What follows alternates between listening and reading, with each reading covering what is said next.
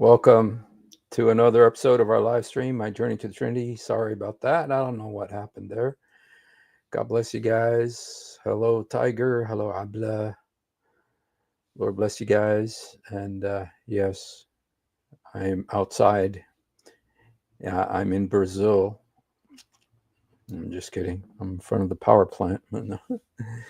Yeah, I just was watching some stuff today, and before we get started, I have some bad news.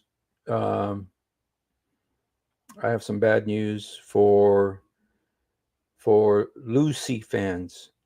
If you, like me, are a Lucy fan, I think Lucy may have been a Muslim. Let me show you. You guys, please try to hold it together. I know this is not easy. Where'd he go? Oh, okay, here. Okay, it's Lucy, you guys. Di, go on. Okay. Ethel, you got two right hands? Where's the best place to sit? You can see equally as well on either side. Oh. Let's show you where we go. Your Okay. tips, please. Thank you. Let's sit here, Ethel. All right. I want to sit by the window. Why? Because I'm right-handed. Oh. What's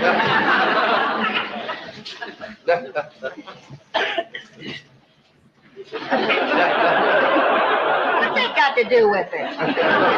Oh, move over to the other side, Ethel. Why? Well, look, when we go out Wilshire Boulevard, the La Brea tar pits and all these buildings are on the left. That's the best side. Go on. Okay.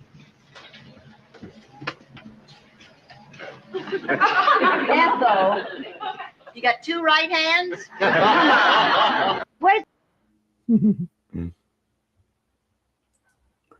Yes, so Lucy has got two right hands, you guys, so sorry to break it to you.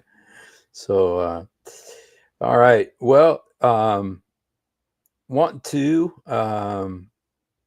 go ahead and show you now. This video, we've seen it many times before, but I just really think he says some very important things. And this is at Oxford University, and there was a debate between several people. Who, the debate was, is Islam a religion of peace? And so you had the people on the other, the British people, then you had some Muslim people, and so I thought it'd be interesting to watch this. So let me go ahead and put it on here. Okay. Now, this is the guy named Daniel Johnson. I really liked him, man. And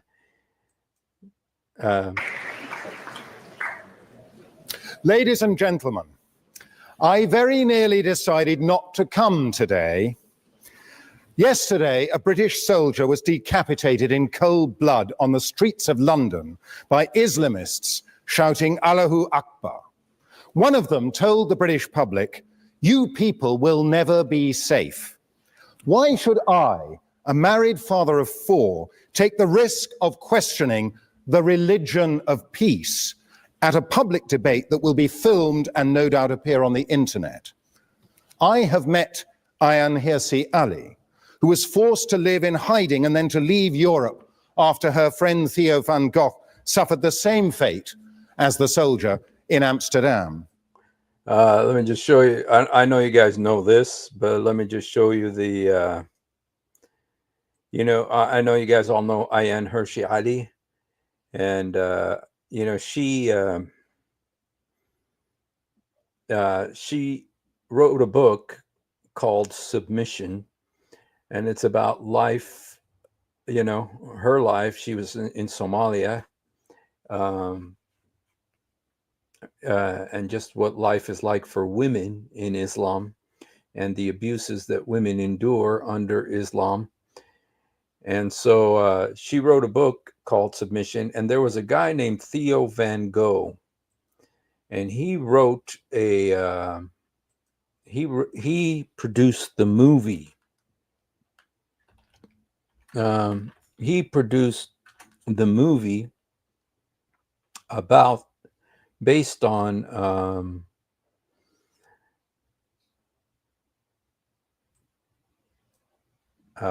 based on the book, and he was brutally murdered, shot many times in the Islamic State of Holland. And so now this is an old picture of him. This is an old picture of him, but this you guys might recognize the name Van Gogh because this is like one of the grandchildren of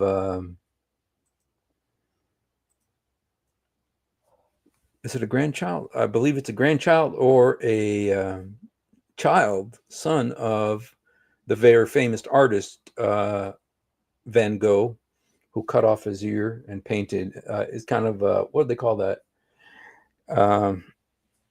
Shoot, I can't remember exactly. Expressionist painting. So anyway, this is Theo Van Gogh, murdered for his art, which depicted a woman trapped in the rigidity of Islamic religion. He was riding his bike to work, and this guy stabbed him to death. His name Mohammed Boyeri, and he was from Morocco. His family's from Morocco, but he was born in Amsterdam in the Netherlands. And he kind of was like a loner kind of guy. And so when Van Gogh this guy did the movie based on Ayaan Hirsi Ali's life and submission, this guy killed him. And he shot him like 12 times, and this guy had when Van Gogh's widow and family were in the court, this guy was telling them, "I'm not sorry for what I did. I would do it again."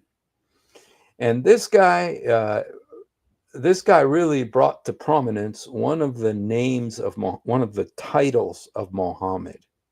There was a title of that Muhammad has that not many people have referred to it, but it is the Hawk al-Qattal, okay, which means the laughing fighter or killer, the laughing fighter. And he put that message, he had a letter and he left it on the guy's chest, on Van Gogh's chest. And he had that title of Muhammad, the Hawk al-Qattal, the laughing killer. And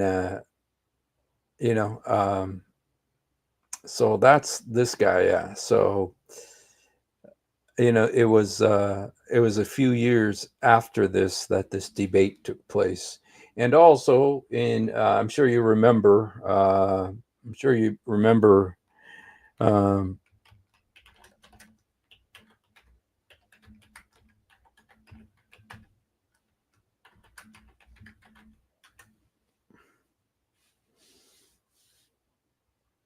let me see. The guy's name was Lee Rigby. I think you guys probably remember this. This was a very popular story, a very famous story. This Muslim guy from Somalia, I think, just went up behind this soldier, Lee Rigby, and beheaded him on the street of London. Drummer Lee Rigby, the British Army, is seen in an updated photo released the day after he was fatally attacked by two men in southeast London Street. Two men tried to behead a British soldier in a barbarous attack, killing on London Street, hacking at his body. The guys' names are Michael Adebolajo and Michael Adebowale.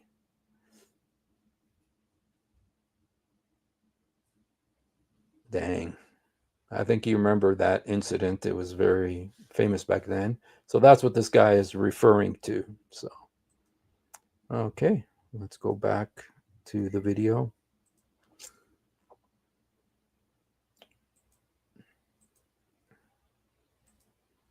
Allahu Akbar. One of them decided not to come today. Yesterday, a British soldier was decapitated in cold blood on the streets of London by Islamists shouting Allahu Akbar. One of them told the British public, "You people will never be safe."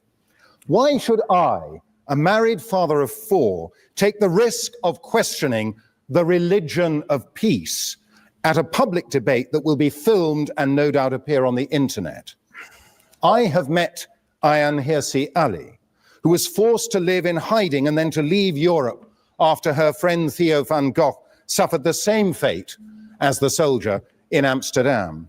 I have met the historian Benny Morris, who was assaulted outside the London School of Economics by Muslim students merely because he was an Israeli. I have British friends who have been forced to move to a secure gated refuge because of similar threats. But I have come precisely because I do not want to live in fear in a free country, our country.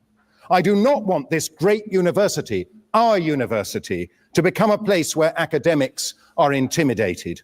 I do not want free speech to die in the land that gave this most precious of liberties to the rest of the world, including many of the 56 states that call themselves Islamic.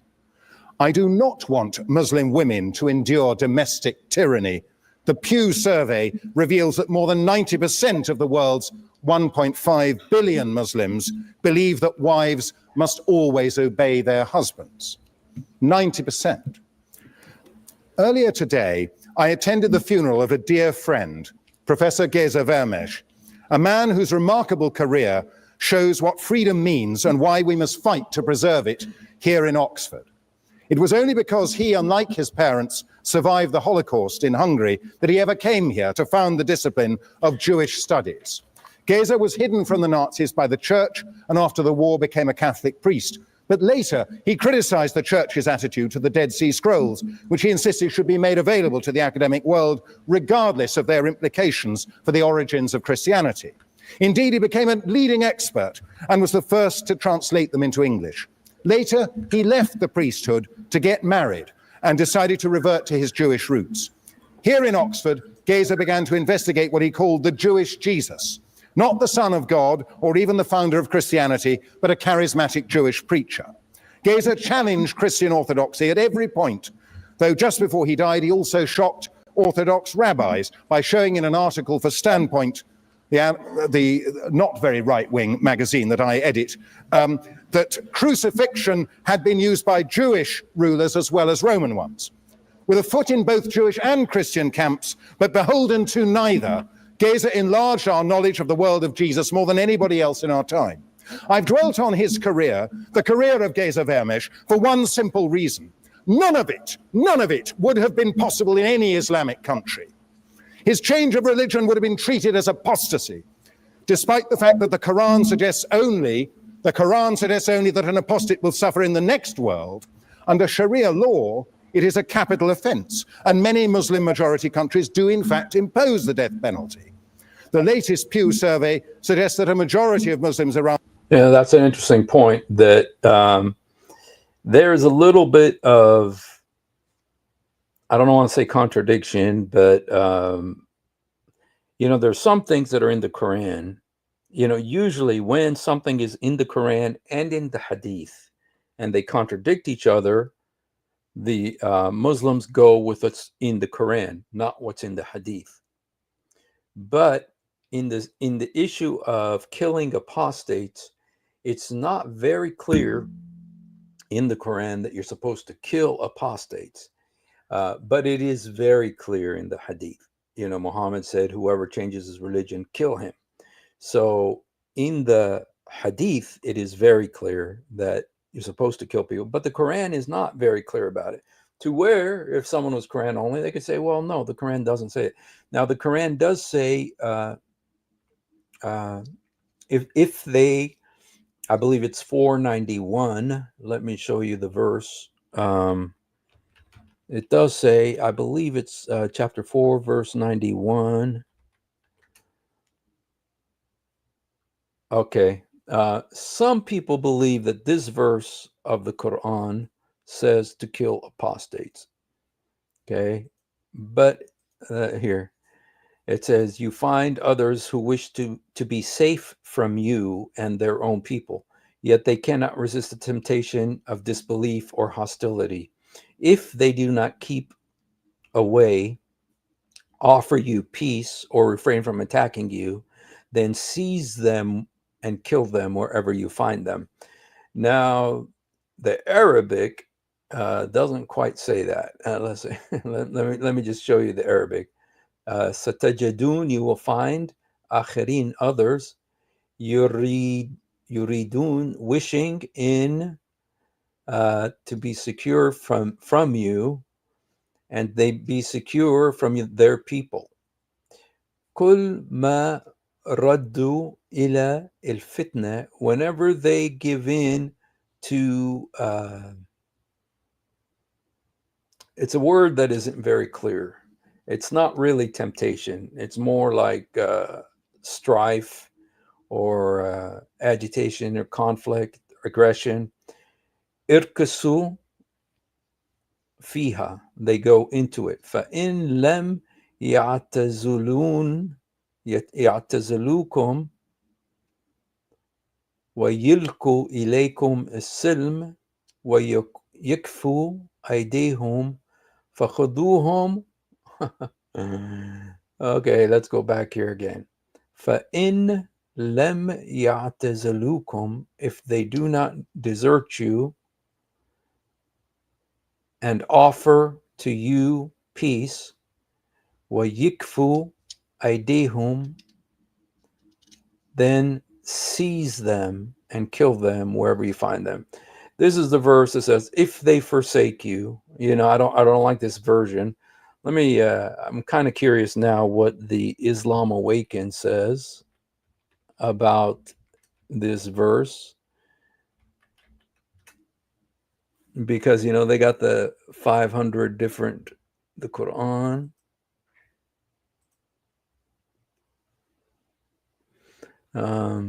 Okay, 491. Okay. 491. Hamad As'ad.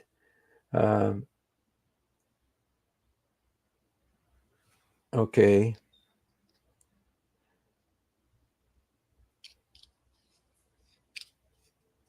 So if they withdraw from you and offer you peace and they restrain their hands,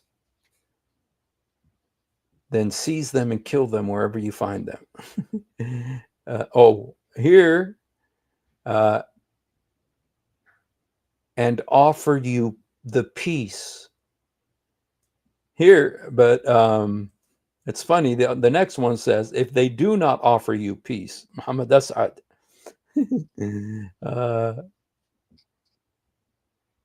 Okay, restraining their hands. So, okay, so anyway, so that verse is one of the most famous verses in the Quran about how to deal with apostates. It's kind of saying, if they leave you, kill them. But it's not very blatant saying these are people who left Islam. But in the hadith, it's very clear. Muhammad said, whoever leaves his Islamic religion, kill him. Muhammad is very clear about it. And so, so in this case, most Muslims will follow or believe the hadith rather than, and they'll say that, you know, it's Islamic to, you know, what they believe, and I was told this several times, is you have 3 days to repent, 3 days to return, and or else you'll be killed. You have 3 days to renounce your apostasy, or you'll be killed. Now, most people won't do that, to be honest, and most Muslim countries won't do that. But if they want to.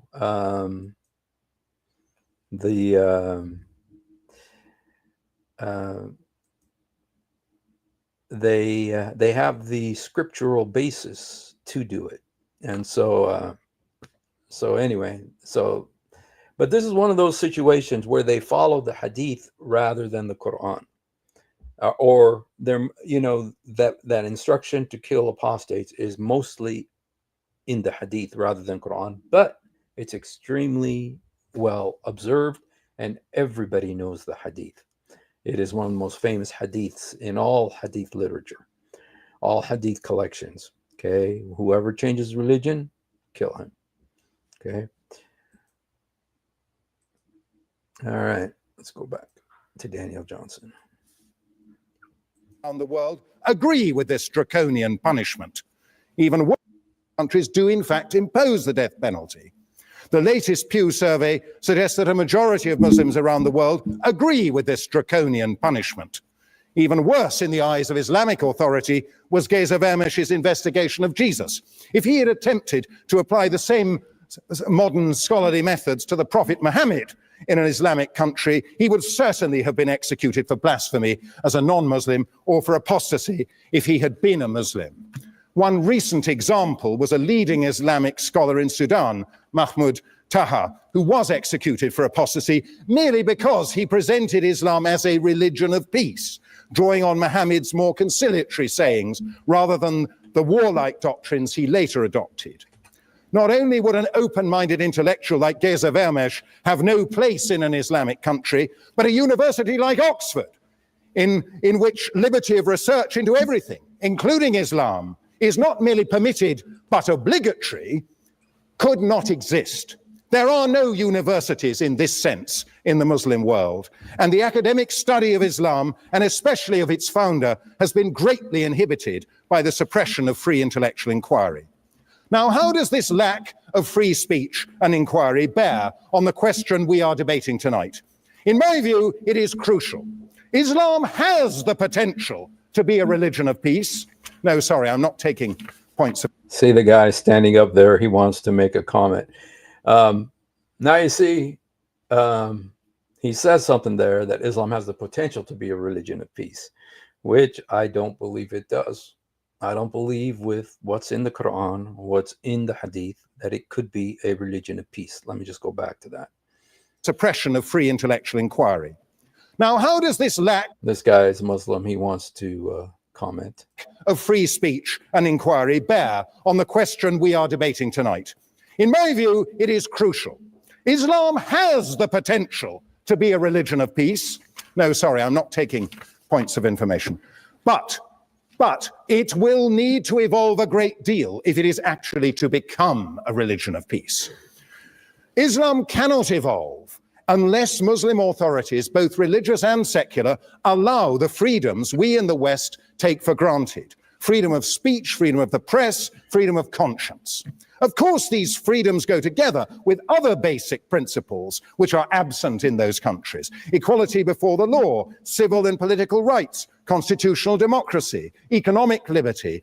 You know, equality before the law, that's kind of like a woman, you know, her testimony in court is only worth half of a man's testimony. You know, I mean, and that's a Quran verse that says that a woman's testimony is worth half of a man's testimony. The separation of church or mosque and state. All these ideas emerged in the West because the Judeo-Christian tradition has always evolved in classical and medieval, Renaissance and Enlightenment periods, and it is still evolving today. As a Catholic, I must acknowledge that it is only in my lifetime that the church adapted its teaching on the Jews from enemies to brothers. And in order to ensure that the 1.2 billion Catholics could see that the church banished anti-Semitism in its practice as well as its preaching, successive popes have gone out of their way to reach out to Jewish people. How very different is the situation in Islam. Where Jews and Christians have allowed the reinterpretation of the Bible, Muslim scholars have insisted that the Quran, as the unmediated word of Allah, cannot be reinterpreted.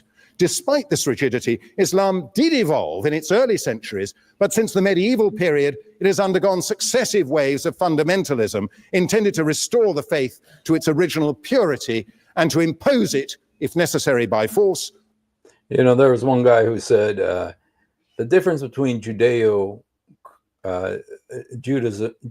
and Christianity and Islam is that whereas Judaism and Christianity look forward, they're a prophetic religion because the book is prophetic. So they're always looking to the future, always looking forward. Whereas Islam is not a prophetic religion, it's always looking backwards. And they want to go back to the 7th century, back to the Stone Age. So that's the difference between Islam and Christianity. On the rest of the world.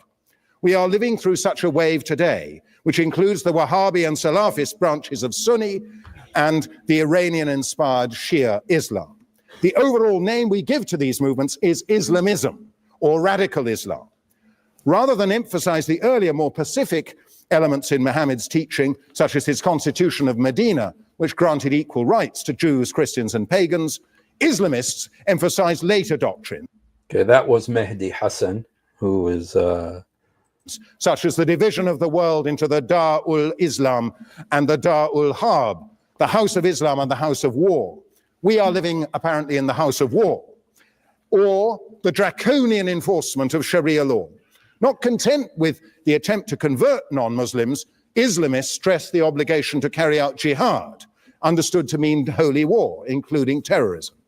As we saw yesterday in Woolwich, or a few weeks ago in Boston, radical Islam is not only a threat in the Muslim world, but also here in our midst. It is, in fact, the most direct threat to Western civilization in the world today. It's the most direct threat to Western civilization today. Now, this was 13 years ago, this guy was saying this. And look what's happened to England since then. You know, it's they got the Muslim mayor of London, the Muslim mayor of Birmingham, the Muslim mayor of Bristol, the Muslim mayor of all these major cities in England. They're all Muslims. And, it reminds me kind of when I was when I used to live in Gaza. One time I would, every few weeks I would go to Jerusalem or to the West Bank to see my dad. And I was staying at this hotel. It's not really a hotel. It's called the Hospice, Austrian Hospice. And it's a nice place, you get a bed for real cheap. And I was staying there, and in the morning we had breakfast, and there was a lady from England, and I think she thought I was a Muslim, and so she said to me, she says, it just makes me so proud as a Brit to say that I am pro-Islam. And she was so proud of herself, expecting that I was going to say something. And I just said, you know what? I'm not going to even engage with you, And so anyway, but I think in the British mentality that it is, first of all, it's guilt-ridden. The British Empire has been so berated, has been so condemned by so many people, including their own people, that they live with this guilt about what they are and what they do. And so they're letting all these foreigners come in their midst and destroy their culture, destroy Christmas, destroy Easter, and replace it with Ramadan, with Eid al-Adha, like the King of England was and his wife were wrapping dates for Ramadan. And, I don't know if some of you were here a couple of days ago. I was talking about the Chronicles of Narnia and how that the Chronicles of Narnia, it's the story of the life of Jesus in a child's format, kind of like the way J.R. Tolkien and C.S. Lewis used to write, with a kind of fantasy theme, with a lion representing Jesus. And I said that there's many connections to Islam in the book, because the book was written shortly after the Armenian genocide. And one thing you find in the Chronicles of Narnia is this constant that the enemy in this book, the worshippers of Tash, the false god, are very Islamic. They're dark skinned. They they have the scimitar, and but there's another thing in that book that I meant to say. One of the connections to Islam that I didn't mention the other day was Christmas, because there's a part in the book that talks about Christmas, and the girl says, Christmas, where are you? That there's snow, but there's no Christmas. Christmas is not allowed. This was like the Armenians in Turkey. Okay, Christmas is not allowed anymore. And so that's kind of what's happening in England now. That's what, remember, David Wood did a video about the, like the nursery school. They want to celebrate the Muslim holidays, but they don't, in order to not offend people, they don't want to mention Christmas. They don't want to celebrate Christmas in England's public schools, but they do want to mention Ramadan. They do want to mention Eid al-Adha because they don't want to offend anybody. They're going to lose their identity, their Christian identity. England has a Christian identity.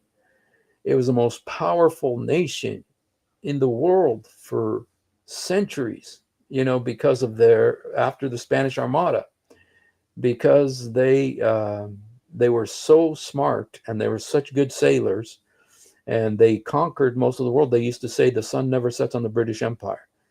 And so, but because of the abuses and the wrong things that they did, they feel guilty. And so they feel like they got to just be a doormat now and lose their Christian identity.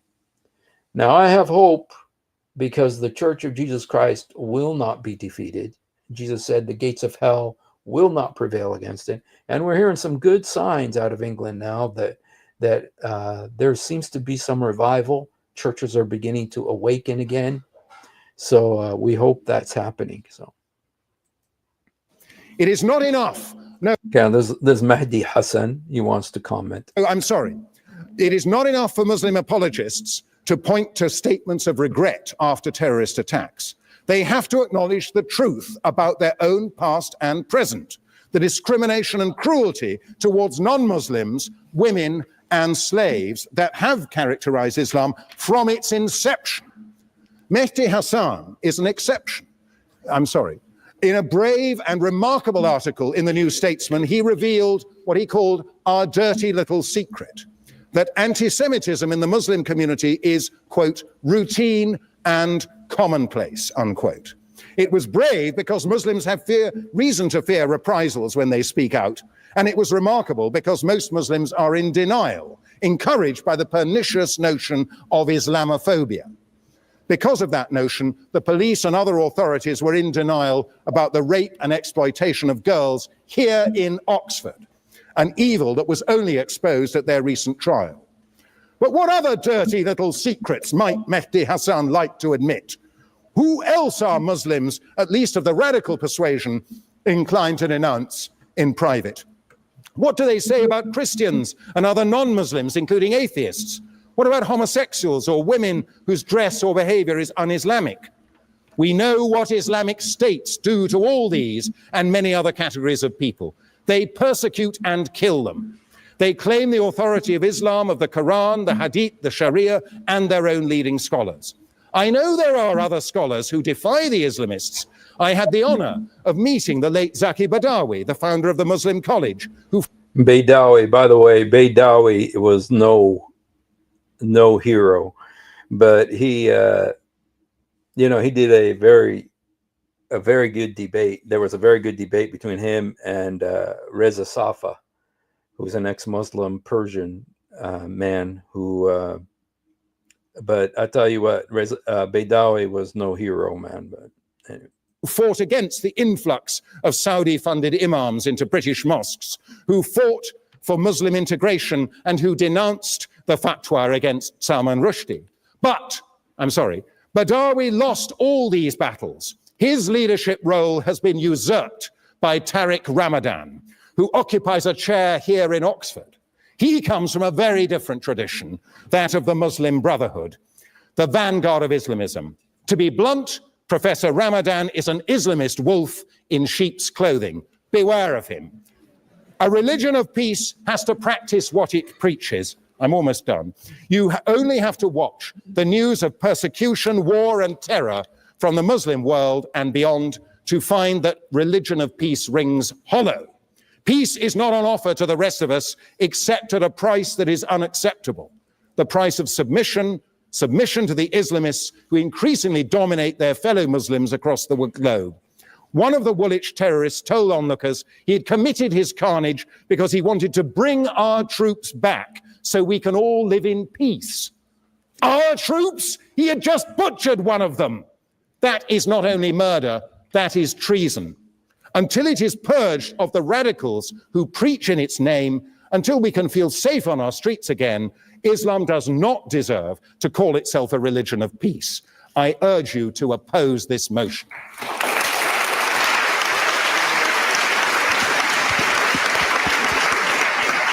Look at the Muslims. They're all like, oh, he just doesn't understand Islam. He just doesn't understand. And, you know, a lot of these Muslims, they are peaceful. They want peace. A lot of them are that way. No denying that. But the problem is not Muslims. It's Islam. It's what the book says. It's the Quran. It's the Hadith. Okay, so anyway, I wanted to also watch Mehdi Hasan's response. Okay, let's just look at. Well, before we look at Mehdi Hasan's response, there was another British, MP or something, who also spoke. And let me just see if I could show her video first, and then I would like to play Mehdi Hasan's response. And let me just go here, see.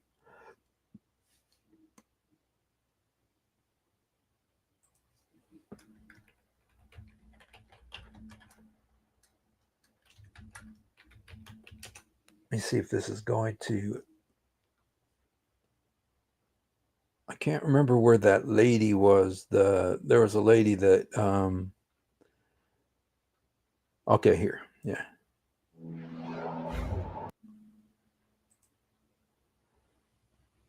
Okay.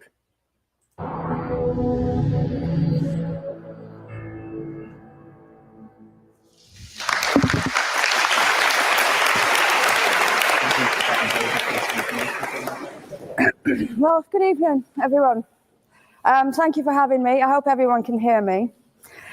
How to respond to a lot of this? First of all, on the bar, you said you admitted yourself that the bar had been set quite high. I would suggest, though, that the burden of proof is on the proposer rather than on us. It quite clearly says Islam is a religion of peace. I suggest you prove it. We've also been told here tonight when we opened that this debate must take place in the real world. Well, absolutely, yes, it must. It must take place in the real world. And I will describe what Islam is doing in the real world. We can sit and we can debate theocracy day in, day out. We will never agree. We can debate, is there a God? Isn't there a God? Is the Quran real? Isn't it? None of it actually matters. What matters is what happens in the real world, as my opponent quite rightly said. My side of the argument is regularly told that we've heard it again tonight, we were described somewhat as hate. We were told that we are demonizing Islam, whipping up fear of Islam. Not the first time I've been accused of this, probably won't be the last. But let me just say, and let's take this into the real world as we've been advised to do. Let me tell you what actually whips up fears of Islam. We would take it from the top. 9/11, the London Underground bombings, Madrid, Mumbai, Mali, Bali, northern Nigeria, Sudan, Afghanistan, Saudi Arabia, Iran, Yemen, Pakistan, death for apostasy, death for blasphemy, death for adultery, death for homosexuality, gender segregation, gender discrimination, unequal testimony between men and women in legal proceedings, child marriage, amputations, beheadings, imprisonment for being raped, anti-Semitism, burqas, execution, as I've said, for this, that, and the other, the slaughter of Theo van Gogh on the streets of Amsterdam, death threats on the streets of London, butcher those who insult Islam, Muslim patrols in East London telling people they are entering Sharia-controlled zones, polygamous marriages, marriage not requiring the consent of the bride. This is what causes fear of Islam. It is not me, it is not my colleagues on this side. Point of information on that point. If Islam... Okay, that's Mehdi Hassan, and so, this was 13 years ago, you guys. Can you imagine what it has happened since then? How much worse it is now? I'm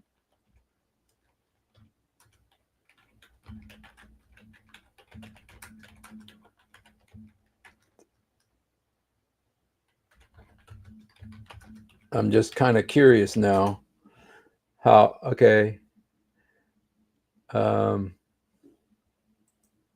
Percentage of Muslims in the UK, the growing presence of Muslims in politics, the rise, percentage of Muslims, the number of Muslims has increased from 2.7 million in 2011 to 3.9 million. Not quite doubled, but boy, Islam is the second largest religion in Britain. Okay. According to predictions made, the Muslim population in Britain will be more than 13 million in 2050.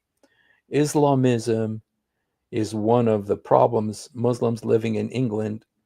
According to experts, anti-immigration policies along with the far-right politics have played an influential role in intensification of Islamophobia. Okay. So, yeah, almost doubled the population. Not quite, but not far, from what was the population? From 2.7 to 3.9 million. From 2.7 million in 2011 to 3.9 million in 2021. So this is 4 years ago. So, all right. Oops. Okay, I got to go to the other place here. Let me see. When Muslims are responsible for the Muslim patrols. I'm not finished. I'm not. No, I'm not. I mean, let me speak on. But the point, I'm not finished. I'm not. No, I'm not. If Islam and Muslims are responsible for the Muslim patrols. I'm not finished. I'm not. No, I'm not. I mean, let me speak on. But the point is that it is not I or my fellow debaters on this side who are causing fear of Islam. It is the actions of Muslims that are causing fear of Islam. That is the real world. That is where we actually live. Then we'll be told that this is just the extreme fringe of Islam. Well, let me have a look at Saudi Arabia. Saudi Arabia, the birthplace of Islam, the custodian of its holy sites. In Saudi Arabia, a woman is not allowed to drive. She is not allowed to leave the house without a mahram. She is not allowed to vote, although they've been incredibly generous by allowing some votes in the next elections. This is apparently the extreme fringe of people are executed for blasphemy, executed for apostasy. In Saudi Arabia, the birthplace of Islam, we'll be told that's the extreme fringe of Islam. No, it is not. Calling Saudi Arabia the extreme fringe of Islam is like calling the Vatican the extreme fringe of Catholicism. Sorry, it just doesn't work. Then we'll be told that we've misunderstood. Violent Muslims have misunderstood. Saudi Arabia has misunderstood. Iran, which stones people to death for adultery, has misunderstood. Yemen, which marries children at the age of 9, has misunderstood. Has there ever been a more spectacularly misunderstood religion than Islam? I love that quote. Has there ever been a more spectacularly misunderstood religion than Islam? And you guys, it's kind of interesting to go back and see this, just because, you know what, Muslims at this point were still pushing the, that like the 2001 attackers just misunderstood Islam. That's not true Islam. But you know what? They're not saying that anymore. They've just kind of come out now and said, yeah, this is what Islam teaches. They're not hiding anymore. But this is the way it was 13 years ago. But look at the difference between the reactions of the Muslims then compared to now. Before, they were hiding. The Islam is peaceful and loving and, warm, loves the little puppies and everything like that. But now they're not doing that anymore. They've reached a point now where they don't have to pretend anymore. It seems that these nations who apply it as their laws, nations which have the Quran as their constitution, innumerable nations, where there is no free speech, where there is no freedom of religion, they've all got it wrong. They've all got it wrong. It's quite a spectacularly misunderstood religion.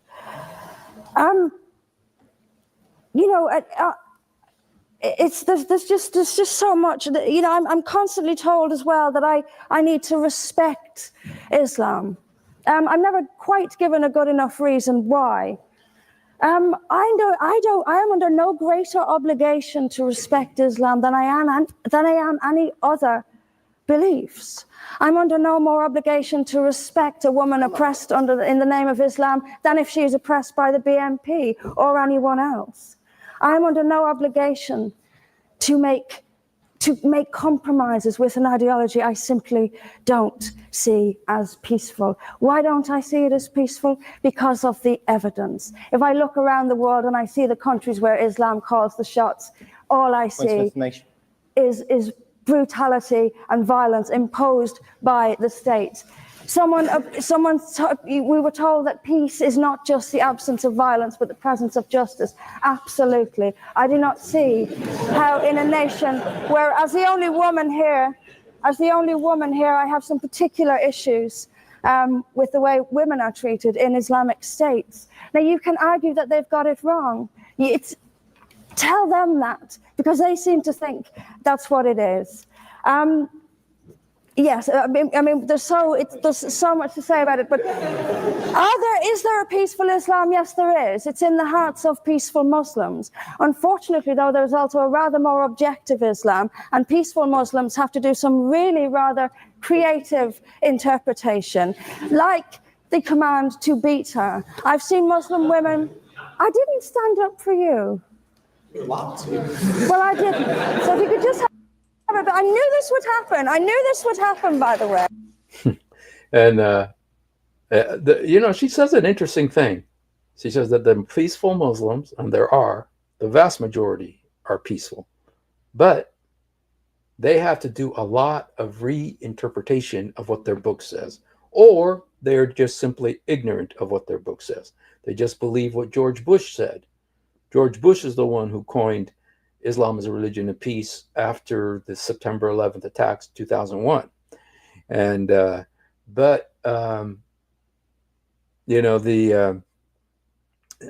really like that, what she said. She says there are peaceful Muslims, but they have to do a lot of reinterpretation to get to that place. So. I knew this would happen.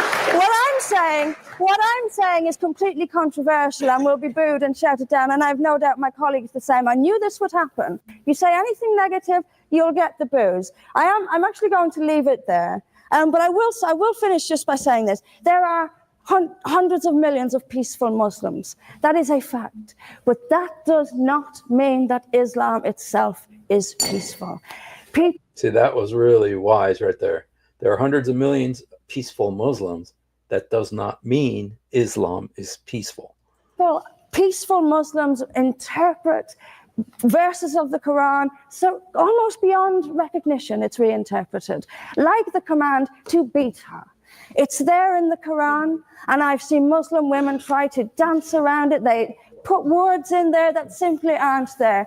That's what it says. It says beat her. And in the countries where the Quran calls the shots, that is exactly what they do. This is not peace.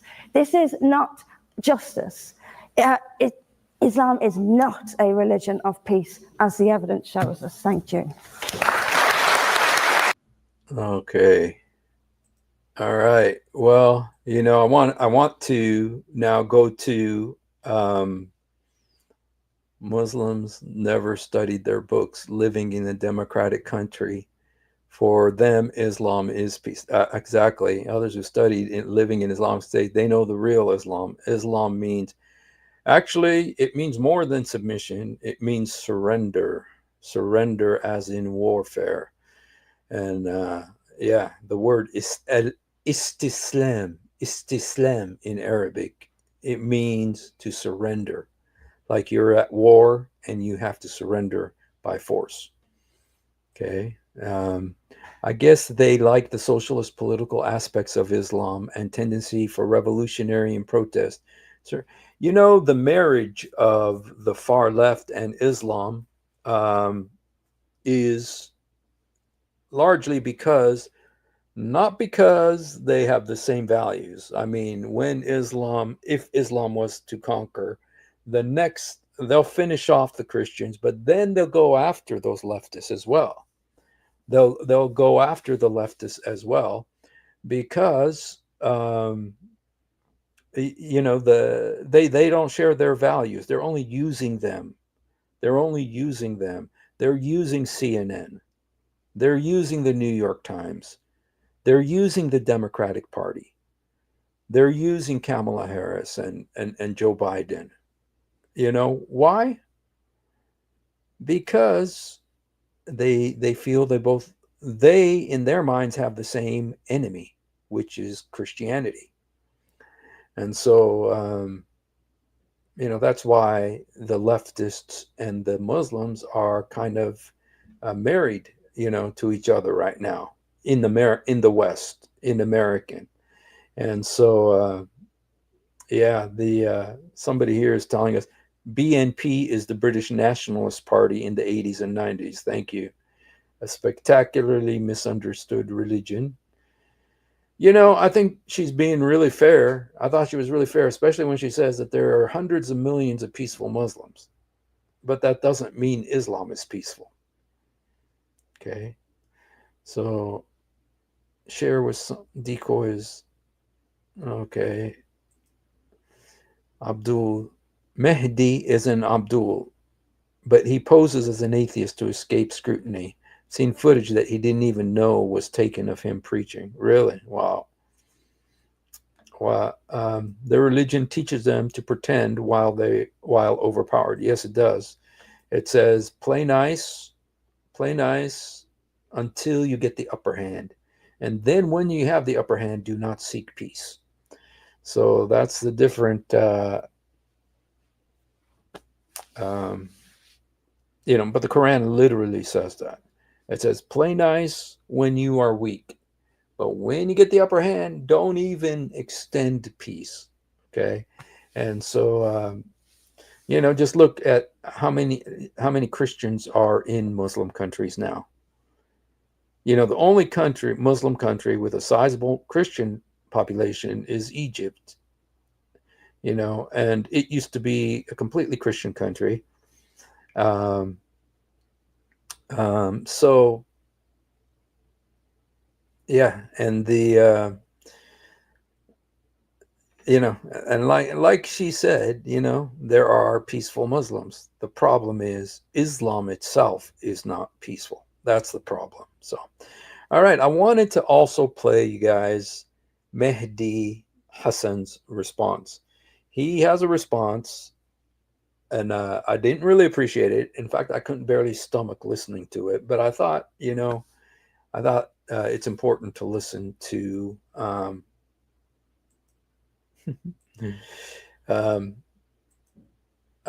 Important to listen to what he said. Okay, here. He's arguing that Islam is a religion of peace. Okay. Assalamu alaikum. Are you Trying to buy up our McDonald's too.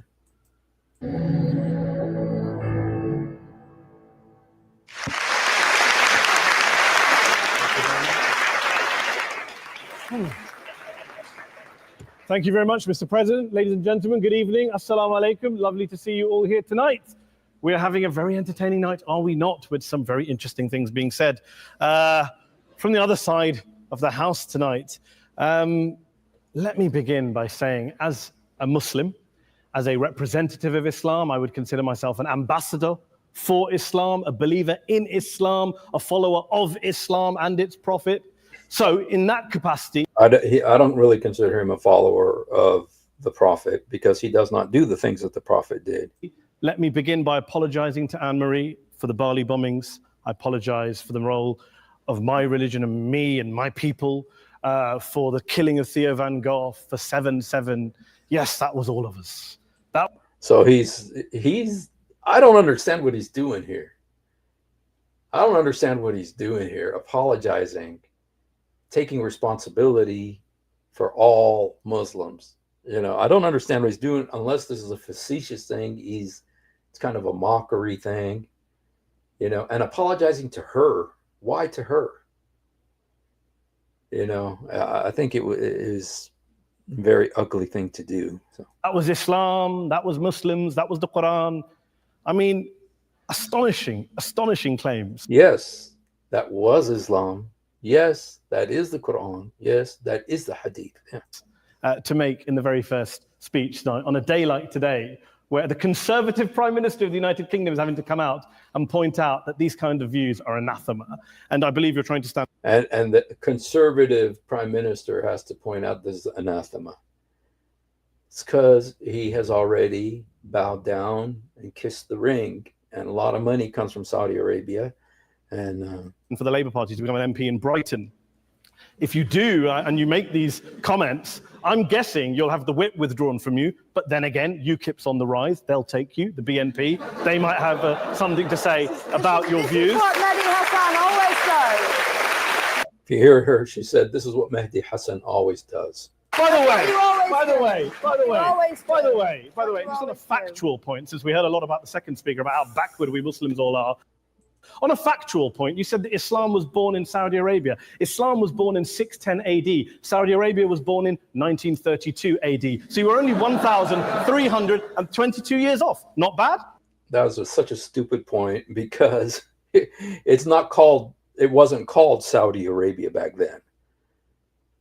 But it is Saudi Arabia. It's the land where Mecca and Medina are. And so this is a real stupid point. I don't understand why he said that, but it was a clickbait. Not bad start there. Talking of maths, by the way, a man named Al-Khwarizmi was one of the greatest mathematicians of all time, a Muslim, worked in the golden age of Islam. He's the guy who came up with not just algebra, but algorithms. Without algorithms, you wouldn't... He came up with algorithms. Wow. Have laptops. Without laptops... Came up with laptops? Daniel Johnson tonight wouldn't have been able to print out his speech in which he came to berate us Muslims for holding back the advance and intellectual achievements of the West, which all happened without any contribution from anyone else other than the Judeo-Christian people of Europe. In fact, Daniel David Levering, the author of the Pulitzer Prize-winning historian and author of The Golden Crucible, points out that there would be no Renaissance, there would be no Reformation in Europe without the role played by Ibn Sina and Ibn Rushd and some of the great Muslim theologians, philosophers, scientists in bringing... Look at these guys. They just applaud like a bunch of seals. Respect to Europe. As for this being our university, I will leave that to the imagination as to who is our and who is there. I studied here too. An astonishing set of speeches so far making this case tonight. You know what? The way he's reacting, this is really, again, this is 13 years ago. It's so interesting. The stuff that they said wasn't that radical. Neither Daniel, the man, or the woman, and then it wasn't that radical compared to the stuff that we know now.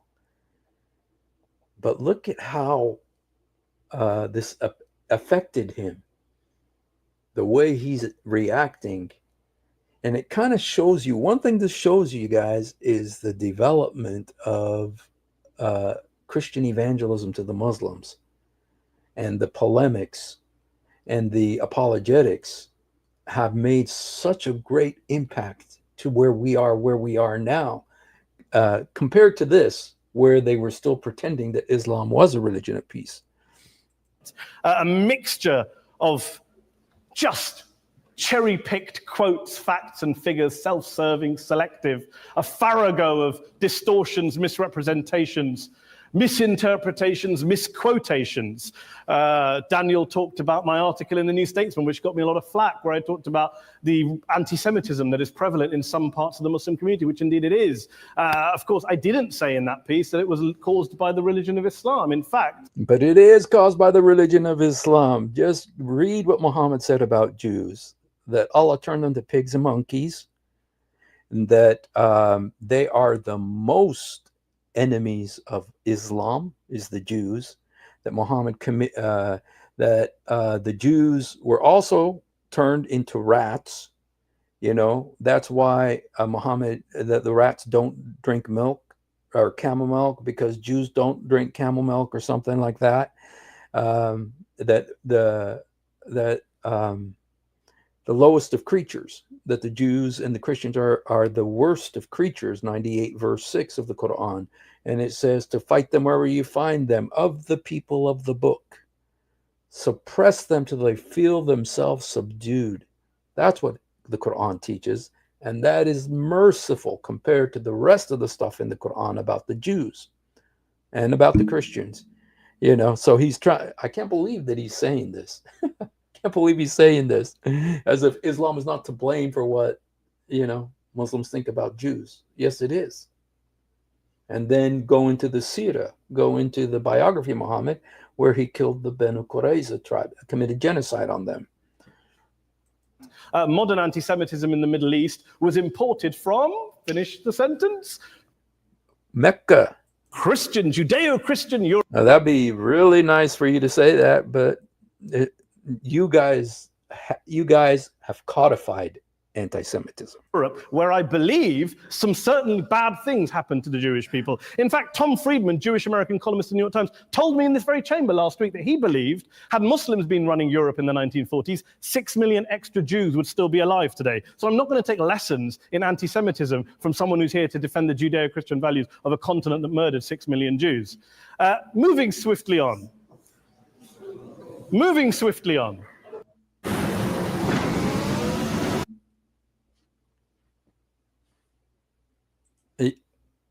But it might be interesting to see how he talks these days, Made the point, you're right. I agree with you 110%. That is my point. I don't think Europe is evil or bad. I'm a very proud European. I don't want to judge Europe on the basis, but I'm a European. If we're going to play this gutter game where we pull out the Bali bombing and we pull out examples of anti-Semitism in the Islamic community, then of course I'm going to come back and say, well, hold on. I mean, look, let's be very clear. Daniel here was a last-minute replacement for Douglas Murray, who had to pull out. And Douglas and I have a well-documented differences, but to be fair to Douglas, as to be fair to Anne-Marie and to Peter, atheists. Atheists see all religions as evil, violent, threatening. What the problem I have with Daniel's speech is that Daniel comes here to run this robust defense of Christianity, forgetting that his fellow Christians, people who said they were acting in the name of Jesus, gave us the Crusades, the Spanish Inquisition. And the Crusades came, why? Because there were certain people who came and took over Jerusalem, were killing Christians over there. And, the Crusades, the books about the Crusades, the history of the Crusades has been, I think, largely revised. And it's what I grew up with in the public schools. I remember in the public schools, they talked about the peaceful Muslims. Even when I was in public school in the 70s, I was in public school in the 70s and 80s. And even then, I remember seeing pictures of how kind the Muslims were compared to the Crusaders, the wicked Crusaders. And that's just a piece of revisionism. I mean, why did the Crusaders even go to Jerusalem? Because the Muslims went there and they started killing Christians. And so, Position, the anti-Jewish pogroms, European colonialism in Africa and Asia, the Lord's Resistance Army in Uganda, not to mention countless arson and bomb attacks. And another thing, you can pull out these deeds that Christians do. But the difference is that our book doesn't tell us to do these things, whereas the Quran does tell them to do these things. Our book doesn't tell us to do these things. Their book does tell them to do these things. On abortion clinics in the United States of America to this very day, I would like a little bit of humility from Daniel first before he begins lecturing other communities and other faiths on violence, terror, and intolerance. Well, it's his country, and he was told that he's not going to be safe there. He's under threat. You went there as a guest to his country, and you brought this with you, the book, the Quran, and the Quran says these things. But, no thank you. Take some water. But I would say this, to address the gentleman's very valid point here, I'm not going to play that game. I don't actually believe that Christianity is a religion of violence and hate because of what the LRA does in Uganda or what Crusaders did to Jews and Muslims in Jerusalem when they took back the city in the 12th or 13th, whatever century it was. I believe that Christianity, like Islam, like pretty much every mainstream religion, is based on love and compassion. Islam is not based on love and compassion. And faith. I do follow a religion in which 113 out of the 114 chapters of the Quran begins by introducing the God of Islam as a God of mercy and compassion. I would not have it any other way. I don't know if you get away with this type of a speech today because so many people understand Islam now. There's so much more understanding of Islam now. I don't think you get away with this today. Don't follow a religion which introduces my God to me as a God of war, as some kind of Greek God of wrath. He is, and worst, and a deceiver. As a God of hate. And yes, absolutely, he's a God of hate. The Quran says that he puts hate between the Christians until the day of judgment. He himself plants the hatred. So yes, he is a God of hate. Injustice, not at all. As Adam pointed out, you go through the Quran and you see the mercy and the love and the justice. Yes. And yes, you have verses that refer to warfare and violence. Of course it does. This is not a motion about pacifism. I'm not here to argue that Islam is a pacifistic faith. It's not just pacifistic, it's violent. It is not. Islam allows military action, violence in certain limited contexts. Not limited contexts. And yes, a minority of Muslims do take not a minority it out of that context. But is it religious? We talked about Woolwich. They say it is. What do they always say when they attack? Allahu Akbar. Daniel and Anne-Marie have suggested that it's definitely religion that's behind all of this. Well, actually, what I find so amusing tonight is we're having a debate about Islam. And the opposition tonight have come forward. We have a graduate in law, a graduate in modern history, a graduate in chemistry. And, I admire all of their intellects and their abilities, but we don't have anyone who's actually an expert on Islam, a scholar of Islam, a historian of Islam, a speaker of Arabic, even a terrorism expert or a security expert or a pollster, let alone to talk about what Muslims believe or think. Instead, we have people coming here, putting forward these views, putting forward these sweeping opinions. Listen to Professor Robert Pape of the University of Chicago, one of America's leading terrorism experts, who, unlike our esteemed opposition tonight, studied every single case of suicide terrorism between 1980 and 2005, 315 cases in total. And he concluded, and I quote, "There is little connection between suicide terrorism and Islamic fundamentalism or any of the world's religions. Rather, what nearly all suicide terrorist attacks have in common is a specific secular and strategic goal to compel modern democracies to withdraw military forces from territory that the terrorists consider to be their homeland." And the irony is, when we talk about terrorism, the irony is that the opposition and the Muslim terrorists, the Al-Qaeda types, actually have one thing in common, because they both believe that Islam is a warlike, violent religion. They both agree on that. They have everything in common. And they have the proof. Osama bin Laden would be nodding along to everything he's heard tonight from the opposition side. He agrees with them. Yeah, and he knew true Islam. And how many people still love him? Problem is, Now that I use Monday service, I know you guys, it's sickening listening to this guy. is that mainstream Muslims don't. The majority of Muslims around the world don't. I think the majority do, you know, in London especially right now. In fact, a gentleman here started quoting all sorts of polls. Gallup carried out the biggest poll of Muslims around the world of 50,000 Muslims in 35 countries. 93% of Muslims rejected 9/11 and suicide attacks. And of the 7% who didn't, they all, when polled and focus grouped, cited political reasons for their support for violence, not religious reasons.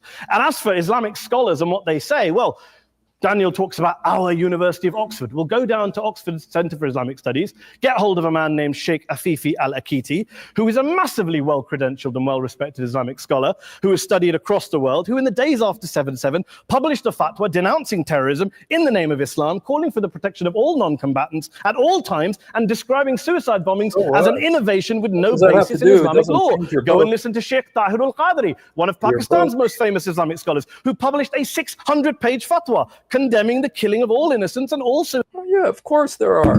We said there's hundreds of millions of peaceful Muslims. The problem is not them. The problem is Islam, not Muslims. So I'm sorry, guys. I can't stomach this guy anymore, man. I thought I'd be able to. I tried earlier. I couldn't handle it. And so if you go by. Read 9:5. It says kill and ended with Allah is merciful. You know, if you look in the Quran, every time it says how merciful Allah is. Allah is so merciful.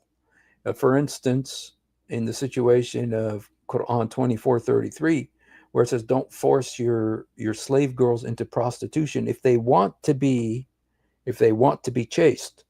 But if you do, Allah is very merciful. You know, so you know, his mercy is seems to be very in agreement with Muhammad's values. The current figureheads of Da'wah have successfully shown how Islam is. People like Muhammad Hijab put the Muslim arrogance on display. Ali Da'wah shows they are proud of the idea of killing. Yeah, absolutely. You know, that's why, you know, this guy is saying all this stuff in England. He's saying it in England to a crowd of educated people. And you can get away with that, where the people are on your side, you know, where the people agree with you. And so you can get away with it there. But nobody from the Muslim world gives a crap what this guy is saying right now. In the Muslim world, who's he? They don't have a clue. They don't care. They don't care what he says either about how peaceful Islam is, you know. But in the West, you get away with this, and you know, and I know, you know, I know from my own experience, you know, that that Western Islam is not Eastern Islam, but you know, Western Islam is not Eastern Islam, but Western Islam is becoming like Eastern Islam. This is 13 years ago. What a huge difference between then and now. You know, between then and now. You know, I don't think that he would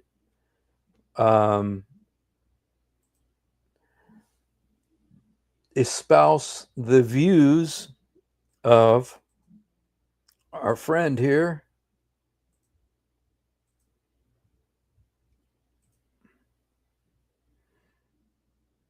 Wait a second. Let me get the volume up here. Where's the volume? You know, every time I put this video on, it doesn't, the volume doesn't work on it. I don't know how to do this. Oh, shoot. Do you want me to bring up, like, why? You want me to explain why it's okay, why it's not okay to have sex with a 9-year-old? Like, in a particular social context and a particular historical milieu. I mean, to me, that yes, it can be something that is moral and it is acceptable. Do you want me to bring up, like, why? You want me to explain why it's okay, why it's not okay to have sex with a 9-year-old? Like, in a particular social context and a particular historical milieu. I mean, to me, that yes, it can be something that is moral and it is acceptable. Do you want me to bring? Okay, I wanted to see this one too, but I don't know how to make it. I don't know how to fix this so that I can get the volume up. But anyway, what this video said. Oh, let me hear. Let me see if this works.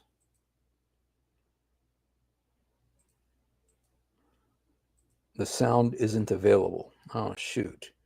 Okay, but anyway, what Daniel Hakikachu says here is he says, you know, the guy asks him, Armin, he asks him, he says, so are you saying it's okay to marry 9-year-old girls? And he says, yes. Yes. And so that's what he says. I can't, unfortunately, I can't play that. It's not working. So I don't think Mahdi Hassan is going to embraces that view, or is going to try. But it's interesting that look at the difference where you have saying all these wonderful flowery things about Islam, and then now they're not trying to hide it. They're not trying to, you know, put makeup on it. They're just showing it as it really is. Especially thanks to Muhammad Hijab, Ali Dawa, saying that it's okay to have a secret wife, it's okay to lie to your wife, it's okay. And now that we're watching the whole situation with Muhammad Hijab and the sheikhs that that have tried to help him, and what's happened to them, and so you know that, I mean, it has come so far. It has come so far from this back in, you know, I think this was 2013. I mean, just look at the change that has happened since then. Look at the change that has happened since then. Because, you know, Islam is supposed to be really nice until you get the upper hand. And they're getting the upper hand now in England, unless the Christians wake up. Unless the Christians wake up and begin to preach the gospel to the Muslims and expose the truth about Islam to them so that they will be set free and come to the Lord Jesus like I did. A moderate Muslim is useless if they don't challenge the Islamists. That's right. Well, you know what? That reminds me of what they said about the good Germans during World War II. There were good Germans, but they were useless because they did nothing to stop the Nazis. They were not able to stop the Nazis from what they were doing. So what is a good German back then? Pretty much didn't do, you know, didn't change anything. Let me see, go back here. If they don't challenge, and they won't. I don't care if they believe what they say about Islam being a religion of peace, if they don't keep Islamists in check. And the problem is it's not a religion of peace. And so the Islamists are the ones who obey. They're the ones who obey Islam, true Quran. The more a government like UK appeases and bends, and the more emboldened they become. They see it as weakness, yes. And, you know, I remember when King Charles was coronated, you know, the coronation of King Charles in England. And there was a Muslim guy there. You know, there are many priests who came up and presented and read a scripture and and there was also a sheikh, an imam, a mufti or something, you know, who came up and did his Muslim thing. And, you know, and so it seems like there's this comfortable situation between Islam and Christians there in the UK. And, here it says, there are Christians in the UK with extensive knowledge of Islam now, Christians that are not afraid to speak out. Yeah. And we owe a lot of that to Jay Smith, and what he's done. And yes, Abduls are so jealous of Jews since Jews are ruling the world in spheres of life. And in fact, economy, military, yeah, not just in those areas, but also in the fact that the prophets were all Jews. And the fact that the Messiah was a Jew. And, they wanted something for themselves. So they concocted Muhammad. But I just want to say to the Muslims and to the Arabs, you don't need to concoct a counterfeit Jesus. Come to the real Jesus, because he came for you. And there's a special blessing and a special grace. And I do believe Ishmael was blessed. Do I think all the Arabs are descendants of Ishmael? No. But they identify as children of Ishmael. And you know what? God did promise a blessing to Ishmael. In fact, the very first time the pre-incarnate appearance of Jesus in the Bible is Genesis, I believe, chapter 15, where the angel of the Lord appeared to Hagar to save the life of Ishmael. So the very first time Jesus appears in the Bible is to save the life of Ishmael. So, Jesus created the Arabs too. He loves them. He died for them. The problem is when they try to replace him with one of their own, and then you lose.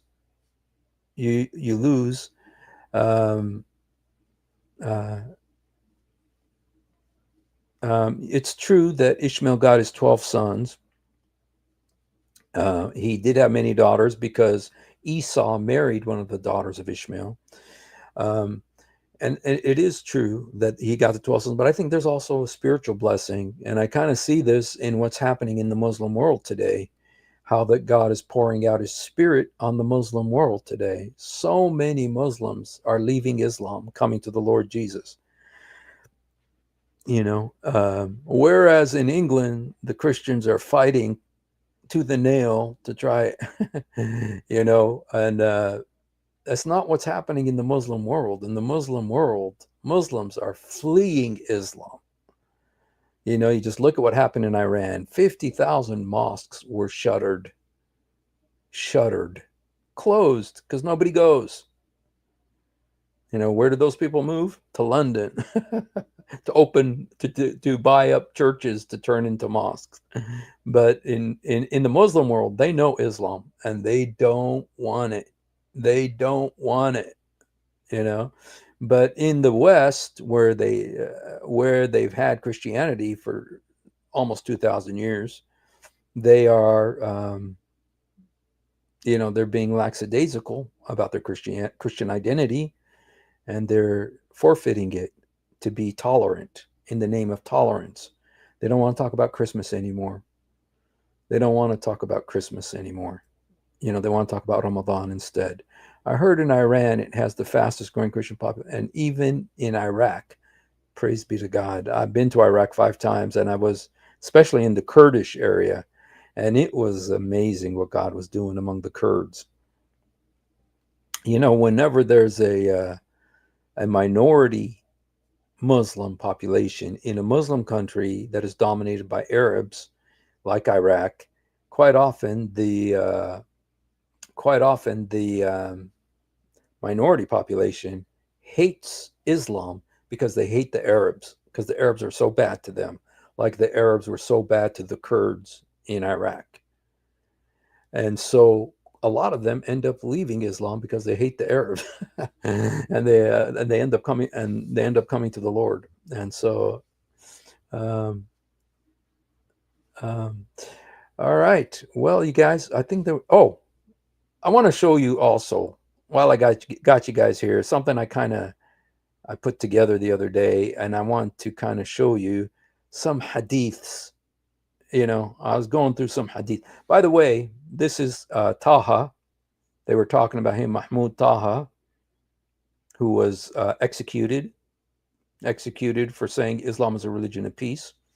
And I think I gave you all the others, but let me just, some of these hadiths are a little bit interesting. So let me just, okay,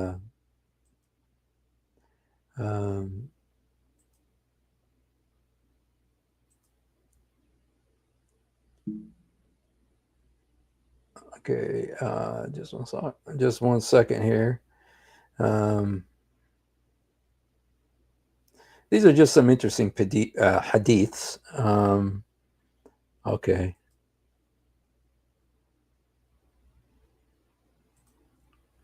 Yeah, I read some of these today, and so anyway, just to kind of give a kind of a humorous thing here. Okay, there's this hadith. It says, the messenger of Allah, when a man calls his wife to his bed and she does not respond, and he, the husband, spends the night angry with her, the angels curse her until morning. Now, I know you guys all know that, but just beautiful, beautiful. It's Sahih. It's Sahih al-Bukhari and Sahih Muslim. So the angels, all of the angels don't got nothing to do. They don't got no children to protect. They don't have any wars to fight against Satan. All they want to do is curse a woman that doesn't want to sleep with her husband. And it's a bunch of angels. It says the angels, which makes you think it's all of them. All of the angels in the Bible, the theory is that there's like 400 million angels. That's kind of the theory, but there may be more. And so all they're doing is cursing this woman. How do they curse all the women in the universe on planet Earth, you know, who don't, you know, respond to the husband? Are they, you know, how do they do that for all of them? Every single one? You know? I mean, if there's a woman in Japan that does that, and then a woman in Australia that does that, and there's, you know, 10 million women in China that do that, are the angels, all the angels are cursing them? And then when the, you know, when the planet spins, then it's nighttime in Afghanistan, Pakistan, Iran, and India, and then there's women there, 10 million, that are also say no. And so are they being cursed by those same angels? This means the angels can't be doing nothing but cursing women all the time, nonstop.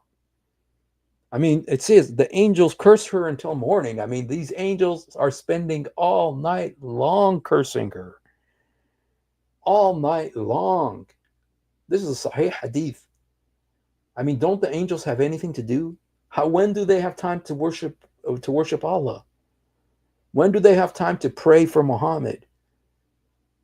You know, because the Quran says that they pray for Muhammad too. But if they're cursing the women, and there's going to be these women all the time, 24 hours a day, you know, when you consider the rotation of the earth, 24 hours a day, there's women around the planet that are doing this.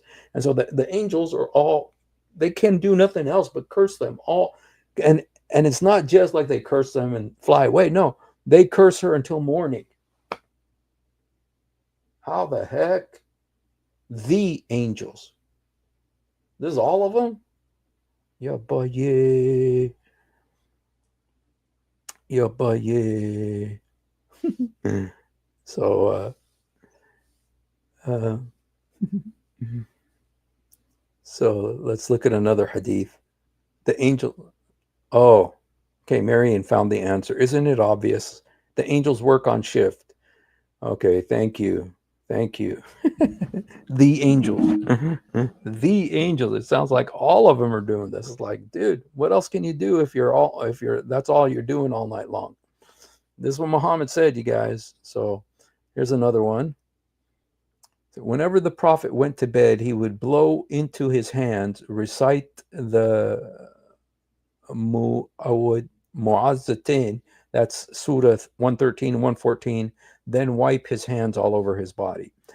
So I don't know, how does it blow? Just blow, or blow his nose, or what? and then move his hand. This is Sunan Ibn Majah, Sahih Hadith. And this is in there 100 times.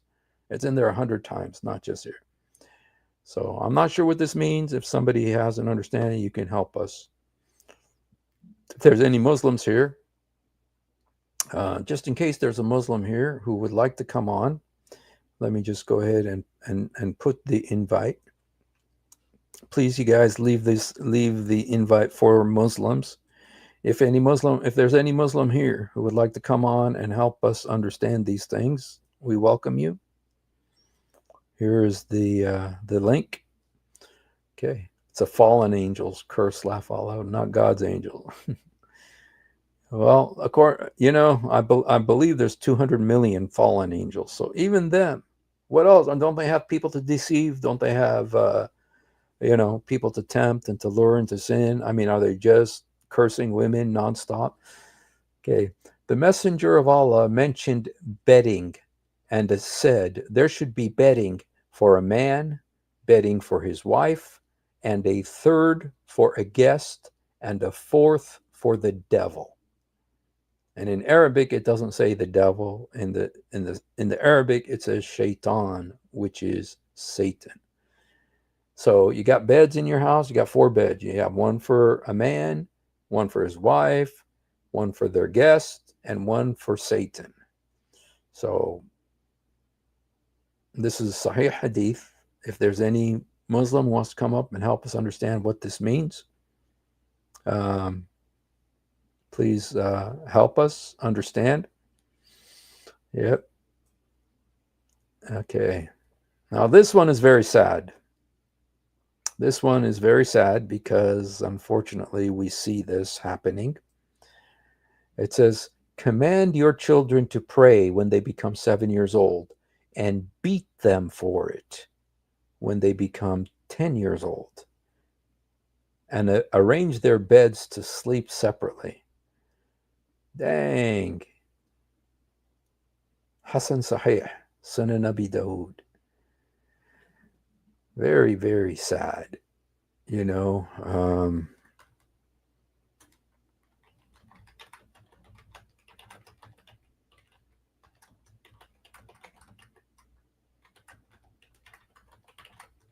Let me see if I got the video of that.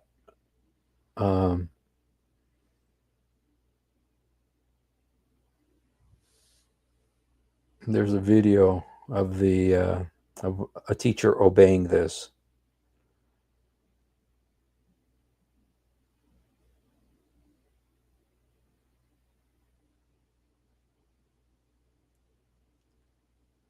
It's very sad to watch. Just because I remember when I was in school,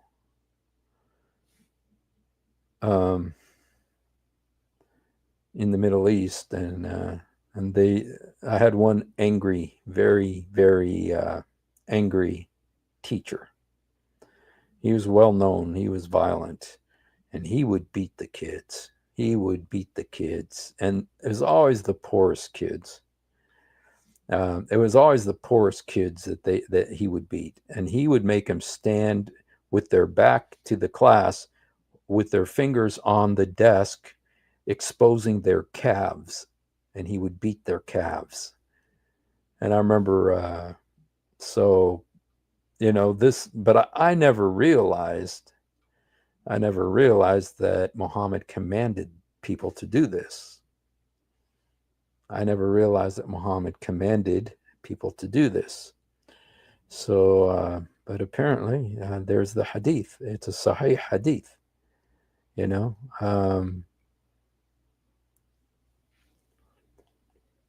Let me see if this one has it. Okay, I don't know if this has it, but it may. Oops. Okay. Very sad hadith. That says, command your children to pray when they become 7 years old and beat them for it when they become 10. Okay, let's see this.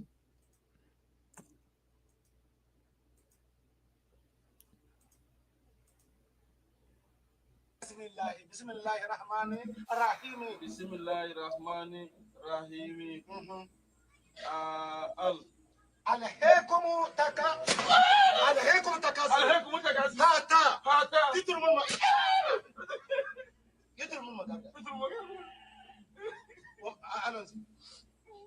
عليكم تكاثر هاتا تدر من مقابر كلا سوف تعلمون ثم كلا سوف تعلمون كلا لو تعلمون علم اليقين لترون الجحيم ثم لا تسألون يوم يجي أنا نايم C'est ça que tu dois dire. C'est ça que tu dois dire. Lis. Allez, vas-y. Allez, vas-y.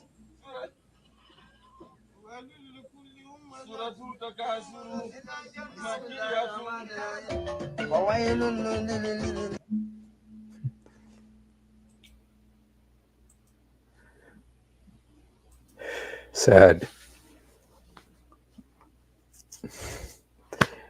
All right, you guys. Well, thank you. When they become 10, to make them pray, you know. Yeah, I saw the there's actually a video from Pakistan or someplace where some kid, I mean little kid, not these guys are big, but I mean that's real. He was beating those kids, you know, and but the little kid is like 10 years old, little boy, and he was being beaten by this teacher, man. It was so sad. So anyway, guys, all right. Well, I appreciate you guys spending a few moments with us tonight, and I don't think they're have any Muslims here, or if they are here, they don't want to come up. And so, well, thank you for spending a few moments with us. And for those of you who didn't see it, I just want to play again because the possibility that Lucy was a Muslim. Let me see. Do I have that? Okay, you know what? I don't have it. But anyway, rewatch it, and you'll see the video where I think Lucy may have been a Muslim. So, all right, you guys. Thank you for hanging out. And you know, one thing that David Wood has accomplished with this the talk about the Zut, even and Raymond Ibrahim, is that now this has entered into the vocabulary.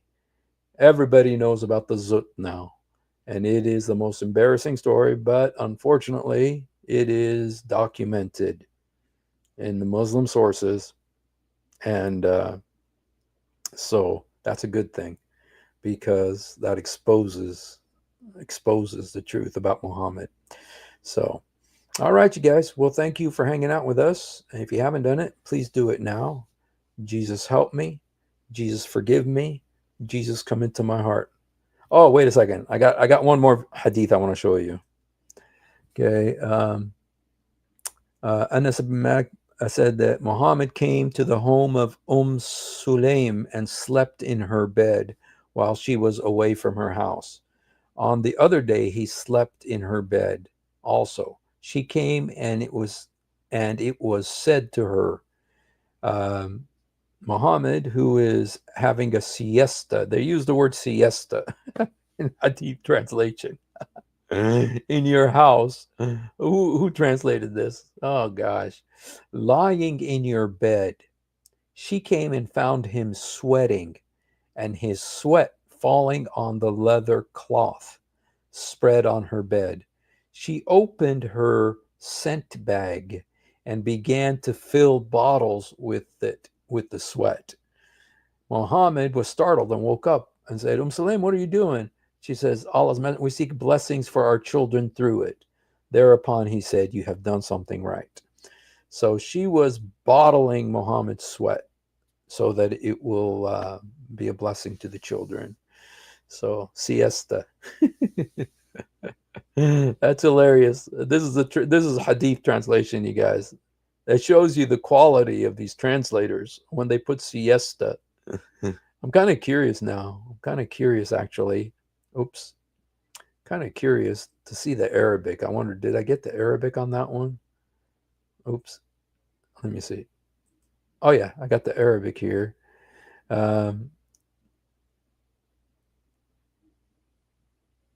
فجاء ذات يوم فنام على فراشها فأتيت فقيل لها هذا النبي صلى نام في بيتك على فراشك.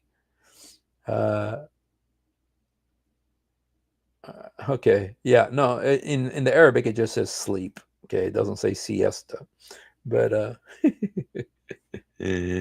siesta, yeah. Okay, all right, you guys. Well, again, thank you for being with us. Have a wonderful night, and the Lord Jesus be with you and bless you.